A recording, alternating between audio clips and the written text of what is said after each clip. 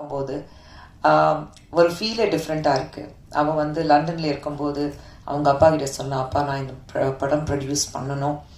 அவர் ஒரே வார்த்தை சொன்னார், பண்ணு, ஆனால் நீ லண்டனில் இருந்தால் ப்ரொடக்ஷன் அப்படி பண்ண முடியாது. நீ ப்ரொடக்ஷன் பண்ணணும்னா you have to be on the field. நீ திரும்பி வரணும். திரும்பி வந்தால் தான், ஆன் த ஃபீல்டு நீ இருந்தால் தான் இந்த படத்தை உன்னால் எடுக்க முடியும். Are you ready to do that? அவள் திரும்பி வந்தா.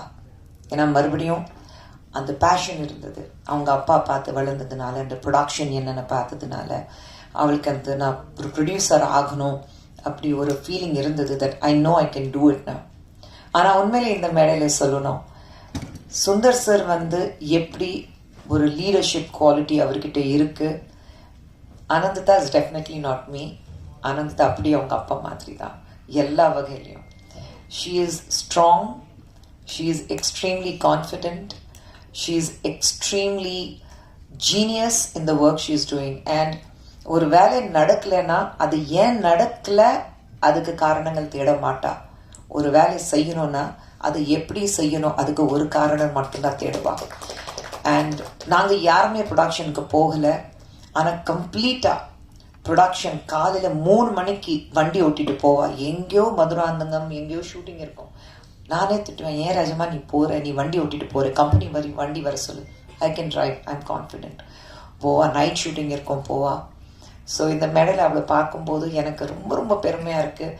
எங்கேயோ நான் வளர்த்து குழந்த, நான் பெற்று ஆசையாக வளர்த்து குழந்த இன்னைக்கு பெரிய மனுஷியாக அங்கே மேடையில் வந்து அவளுடைய பேர் போஸ்டர்லேயோ பேனர்லேயோ இல்லை அந்த டைட்டில்லையே வந்து எக்ஸிக்யூட்டிவ் ப்ரொடியூசர் அனந்திதா சுந்தர் வரும்போது அந்த பெருமை எனக்கும் சுந்தர் சருக்கு கண்டிப்பாக வார்த்தையாலே சொல்ல முடியாது.